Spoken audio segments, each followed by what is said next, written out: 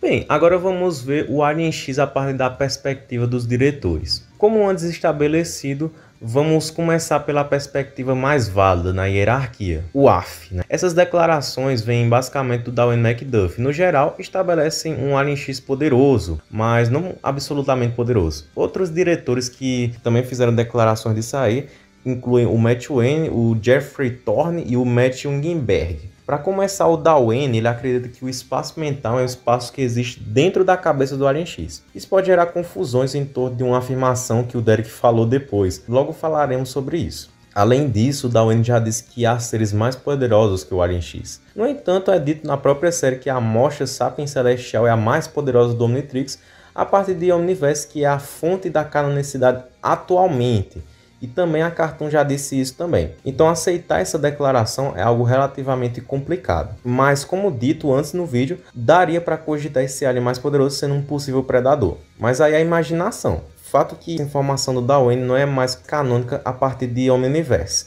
O Matt Wayne afirma que cada Sapiens Celestial tem personalidades diferentes de Bellicus e Serena. Como discutido antes no vídeo, isso faz muito sentido. Ainda mais porque o Bellicus e a Serena parecem ser representações divididas da personalidade do Ben. Vamos agora ao Alien X número 3, ou seja, o Alien X da série visto pela perspectiva dos diretores de Omniverse. A maioria dessas declarações vem do Derek, que era diretor de arte, mas participou sim da formulação da história, como mostrado em stories que ele mesmo havia postado com ele na produção dos storyboards, e também porque ele estava junto quando estavam bolando a lore do feedback e também conceitualizou vários alienígenas como Atômico e Espantoide.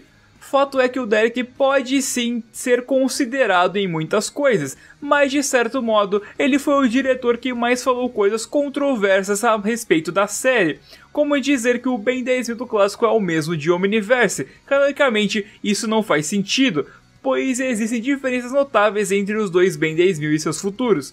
Ben 10.000 do clássico sempre deveria ser de uma linha do tempo alternativa em que ele não deu um bolo ao Vomax em seu aniversário quando ele tinha 10 anos, enquanto Ben Prime deu. No entanto, tendo em mente a falácia lógica na observação, obviamente eles são dois Ben 10.000 separados e este Ben 10.000 do clássico é uma linha do tempo alternativa, não o futuro atual de Ben Prime, eliminando efetivamente a observação de Derek. Também tinha a ideia dele de dizer que muitos poderes dos alienígenas eram bugs do Super Omnitrix. Chegou num nível onde ficou exagerado e até virou meme. Mas aí depois Matt Wayne, um diretor e escritor de UAF, se questionou sobre isso de bugs, dizendo simplesmente "hã?", quando foi questionado a respeito. Mostrado que não era a lore real, e sim uma ideia maluca do Derek para ficar nerfando aliens. Embora muitas coisas do Derek sim podem ser contadas, e a maioria das coisas que podem ser contadas são maior do que as que não podem. De modo geral, as declarações dele acabam por nerfar ou diminuir o poder do Alien X, justamente porque os fãs enchiam o saco dele a respeito da transformação e dos Sapiens Celestiais no geral, fazendo-o ter uma espécie de raiva com esse tipo de pergunta. Ele nerfa o Alien X através da atribuição de vulnerabilidades específicas. É quase como se houvesse uma tentativa de regular o hype absurdo que os fãs da época desenvolveram por essa transformação. Vamos lá. O Derek defende que o espaço mental é uma representação metafórica do que acontece na mente do Alien X. E como isso pode ser contado, sendo que o Duane diz que fica dentro da cabeça, isso implica que seria algo físico e o próprio Paradoxo foi lá.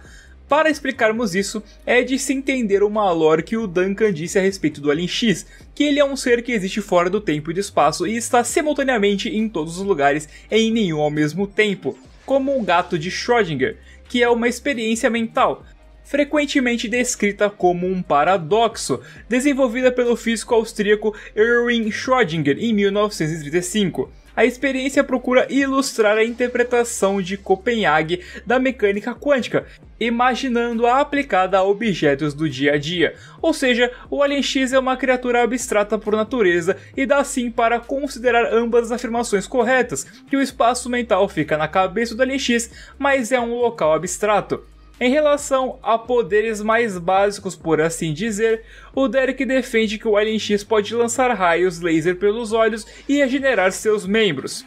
No caso da regeneração de membros, é algo praticamente inquestionável, já que o Gladiador Galáctico regenerou parte de seu membro na luta contra o Alien X, no caso, a mão. Derek também defende que o Ben ainda precisa saber debater para controlar o Alien X ao final de Omniverse, mas que está melhor nisso, por assim dizer, o que faz sentido pelos pontos já apresentados no vídeo, do Ben ter que debater, mas já poder agir instantaneamente caso queira. De acordo com Derek, Alien X não sobrevive às propriedades vampirizadoras de energia vital de Anur Vladias, suposto planeta dos Vladats. É importante observar que Anur Vladias não tem uma canonidade sólida, e já que ele foi oficializado pelo Derek a partir de uma informação que corria na wiki de Ben 10 sem fonte. Provavelmente Anur Vladias era fanfic e foi canonizado de certa forma pelo Derek, intencionalmente ou não. Quanto à sua relação com outras espécies, o Derek estabeleceu várias fraquezas pontuais. Ele diz que os Gurmandos podem engolir e digerir um Sapiens Celestial, que Nemônias conseguem desmaiá-los, que Vladats conseguem sugar sua energia vital e que a espécie do Espantoide consegue assustá-los. Apesar do Espantoide conseguir assustar até mesmo os Sapiens Celestiais, de alguma forma a Mãe Vriddle consegue tolerá-lo, pois já viu coisa pior. Dado que os Sapiens Celestiais beiram a onisciência, era para eles terem visto e terem noção de coisa pior, mas segundo o Derek, não. Quanto à magia, o Derek diz que os poderes do Alien X não funcionam bem contra a magia, e que há um feitiço capaz de cancelar a dita onipotência. E foi perguntado desse jeito para ele, mas não significa que seja, dos Sapiens Celestiais. Isso faz sentido seguindo a lore de que o Alien X não é todo poderoso e sim poderosaço. Como discutimos mais cedo, a magia é descrita como sem regras no sentido do universo de Ben 10, e os Sapiens Celestiais parecem bem atrelados a regulações e leis. Por fim, o Derek diz que os Sapiens Celestiais não funcionam bem em realidades com fundamentos diferentes. No entanto, canonizar essa declaração é bem problemático, considerando que o Alien X já violou a lei da física da conservação na realidade Prime. Além disso, os Sapiens Celestiais provavelmente podem atuar fora do universo Prime, no centro da criação, que é a casa deles, onde certamente as coisas funcionam de maneira diferente. No geral, essas fraquezas ditas pelo Derek são consideradas como Word of God, dito pelo Derek, mas que não foram vistas no programa e não podem ser necessariamente canônicas. Como o Derek tem poder de canonizar as coisas por ser um diretor muito importante, a lógica é que aqui é não sim, porém isso é aplicável se o Alien X for muito lento para reagir devido a deliberações das personalidades. Portanto, Alien X pode se proteger dessas fraquezas usando seus poderes, desde que os use. Derek também diz que os nomes de Bericus e Serena do Albedo são Anicus e Cursica, contribuindo com a informação do Matt Wayne de que cada Sapiens Celestial teria sua personalidade própria. Vamos agora ao Alien X, que está em última escala na hierarquia de canonicidade para a série clássica, o Alien X4, o Alien X da Man of Action. Eles são os criadores de Ben 10 e trabalharam da primeira série até o reboot. No entanto, nas séries clássicas onde o Alien X aparece, seu envolvimento próximo é disputado por outros diretores. Essas declarações geralmente seguem a linha de aumentar exponencialmente a escala de poder dos Sapiens Celestiais. De acordo com Duncan, quando o Ben 10.000 usa o Alien X, esse seria o mesmo do Ben Prime.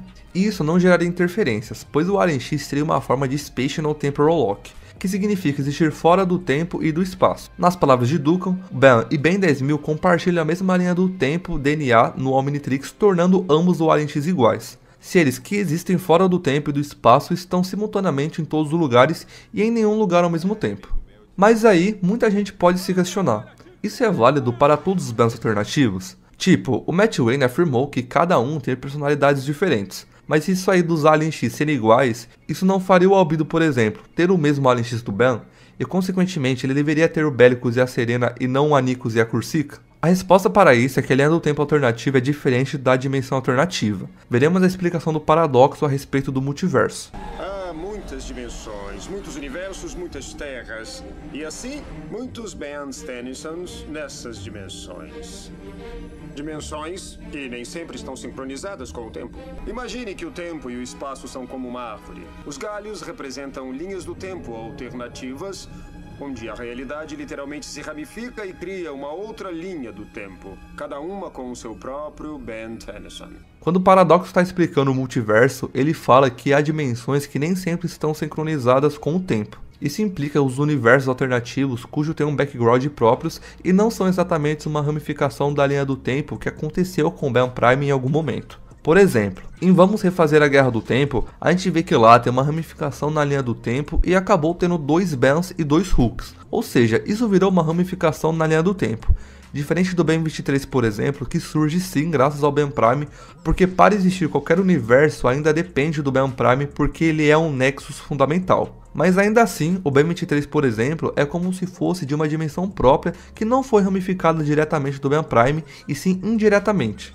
Por falta de uma palavra melhor. Ou seja, quando o Duncan afirma que o Ben e o Ben 10.000 teriam os mesmos Alien X, é porque os Ben 10.000 são de linhas do tempo ramificadas. Há ramificações na linha do tempo como as versões dos jogos, e esse Dual Ben apresentado em Vamos Refazer a Guerra do Tempo, e até os Bens alternativos que o Ewan tinha transformado em seus lacaios, todos teriam o mesmo Alien X. Mas os Bens cujos são de dimensões alternativas não. Aí teriam personalidades sapcelestiais diferentes, como os Bens alternativos apresentados no episódio E Então Não Havia Mais Ninguém e no episódio E Então Havia o Ben. Então o Alien X ser atemporal, ele seria o mesmo para todas as linhas do tempo Prime, mas não o mesmo para todas as realidades. Eles também dizem que o Alien X é invulnerável à destruição de uma linha temporal, o que é uma informação mais focada em um ponto só de algo que ele já fez. Porque, tipo, quando ele resistiu à destruição do universo, ele já resistiu à destruição da linha do tempo, pois o universo engloba o espaço-tempo. Isso expande os seus feitos, mas já é esperado de um ser, de uma espécie que nasce no centro da criação, que é descrito como desincronizado com o espaço-tempo. A Man of Action também diz que o Alien X pode modificar a realidade para se adaptar à anovladia, que é descrito por eles como uma espécie de anomalia universal. Isso reforça a ideia de que o Alien X é vulnerável àquilo que não tem regras, já que uma anomalia, por definição, foge da regra. De qualquer forma, ele pode alterar a realidade para superar essa fraqueza. A Man of Action acrescenta ao poder do Alien X dizendo que sapiens celestiais poderiam se tornar 100% oniscientes, mas não o fazem para não danificar universos menores.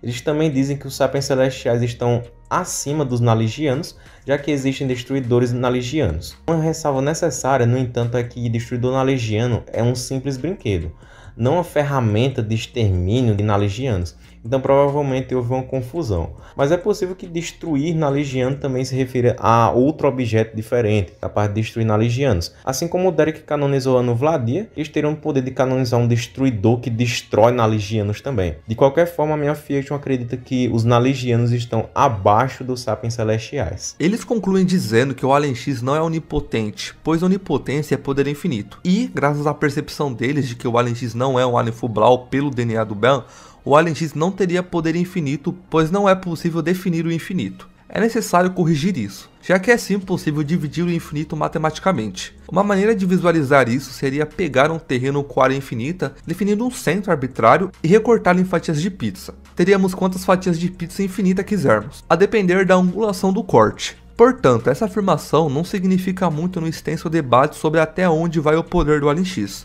No entanto, a depender da definição de onipotência, não resta dúvidas de que o Alien X pode sim ser considerado não onipotente. Na definição da Super Power Week, por exemplo, onipotência implica invulnerabilidade, e o dicionário de Oxford implica que é todo-poderoso, poder total infinito. O simples fato do Alien X demonstrar vulnerabilidade já implica que ele não é fato todo-poderoso, e por isso ele não é onipotente. Em suma, se considerarmos as declarações dos diretores, a qual obviamente devemos considerar e fazer a somatória de informações, o Alien X vai bem além do que é demonstrado na série, estabelecendo um nível de poder maior que extraversal. No final das contas, com o maior controle do Ben sobre o Alien X ao final de Omniverse, que ficou melhor em convencer o Bellicus e a Serena, e sua vitória sobre o Sábio Celestial mais decisivo, o Gladiador Galáctico. Basicamente, o que temos de fraquezas relevantes para o Alien X é a sua vulnerabilidade à absorção de poderes, no caso dos Osmosianos e o Estrela Sombria, e sua possível fraqueza contra aquilo que foge às regras.